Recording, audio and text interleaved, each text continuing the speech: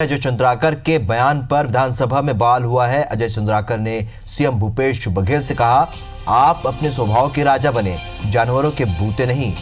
चंद्राकर के बयान पर सत्तापक्ष ने आपत्ति जताई। सत्तापक्ष के सदस्यों ने चंद्राकर से माफी मांगने की मांग की। अध्यक्ष ने अजय चंद्राकर के बयान को विलोपित कर दिया है। तो अजय चंद्राकर ने शेर और राजा की कहानी बताई थी। अध्यक्ष ने कहा, कविता पढ़ी पर बॉडी लैंग्वेज गलत थी।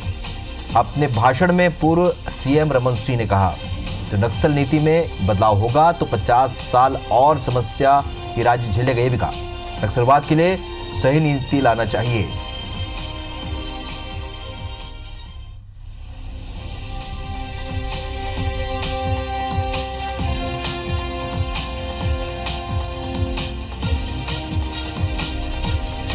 चलिए, हमारे सहयोगी संजय शर्मा हमारे साथ फोन लाइन पर जुड़ चुके हैं। संजय, आज अजय चंद्राकर के बयान को लेकर क्या कुछ हुआ विधानसभा में?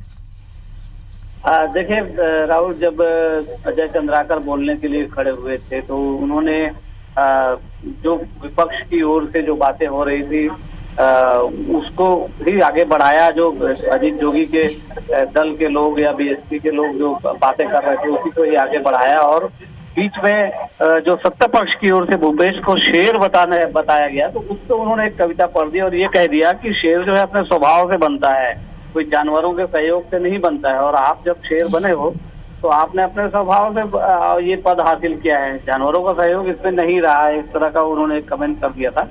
हालांकि इसको जो है लेकर काफी वाद विवाद हुआ। उन्होंने माफी भी मांग ली, अपनी बात खत्म कर दी।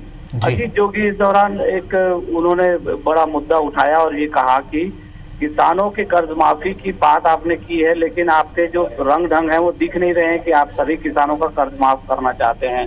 उन्होंने इस बात पर भी आपत्ति जताई कि सरकार ने सिर्फ और सिर्फ कुछ बैंकों के कर्ज माफ किए। उन्होंने उस अधिसूचना का हवाला दिया जोगी ने, जिसमें ये कहा गया था कि कमर्शियलाइज्ड बैंक या जो आरबीआई द्वारा गवर्न होने वाले जो बैंक हैं उनके कर्ज माफ नहीं किए जाएंगे। ये उस अधिसूचना की कंडिका 4 में लिखा है, ऐसा जोगी ने बताया और कहा कि एक तरह का धोखा है और अगर प्रदेश के किसानों को मदद ही करनी है, ऐसी मंशा है, तो फिर सभी तरह के कर्ज माफ किए जाएं।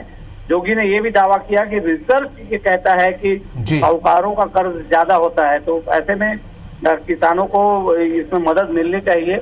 जोगी ने शराबबंदी का भी मुद्दा उठाया और कहा कि छत्तीसगढ़ की बर्बादी का कारण है शराब और इसको बंद करना चाहिए। जी संजय, रमन सिंह की मांग पर भी वहां पर चर्चा हुई है। नक्सल नीति को लेकर भी यहाँ पर चर्चा हुई है कि अगर इस तरीके से कार्य किया गया तो कई साल लग जाएंगे इसे खत्म करने में।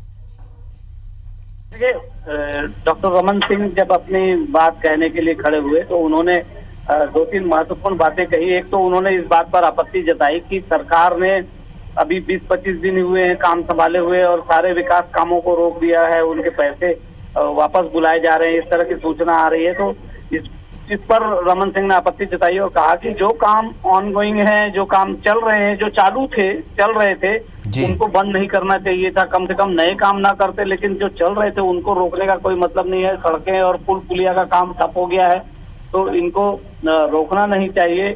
और उन्होंने कहा कि ये काम सरकार कर रही है, इससे पता चल रहा है कि छत्तीसगढ़ का विकास प्रभावित हो सकता है। रमन सिंह ने शराबबंदी के ऊपर भी बात की और कहा कि अगर शराबबंदी के लिए हमारी ही नीति को आगे बढ़ाना था, बेचते ही रहना था, तो फिर अलग से घोषणा पत्र क्यों बनाया, हमारा ही घोषणा पत्र इस्तेमाल कर लेते।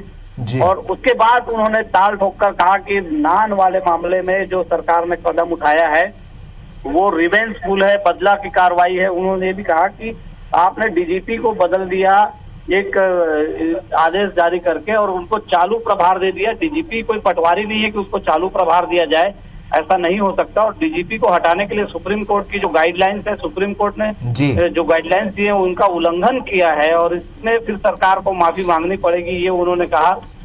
मुख्यमंत्री ने, पुराने मुख्यमंत्री रमन सिंह ने ये भी कहा कि जो छत्तीसगढ़ सरकार ने नान के मामले में किया है वो एक तरह से सिर्फ अपराधी जो है, जो जिस अधिकारी पर अपराध में शामिल होने का आरोप है उसके आवेदन के आधार पे कार्रवाई की है। चलिए संजय जी, आज दिन भर जो भी कार्रवाई होगी आगे भी आपसे हम अपडेट लेते रहेंगे। फिलहाल जो सत्ता पक्ष और विपक्ष में लगातार तकरार जारी है, विभिन्न मुद्दों पर यहाँ विधानसभा में इस वक्त चर्चा हो रही है।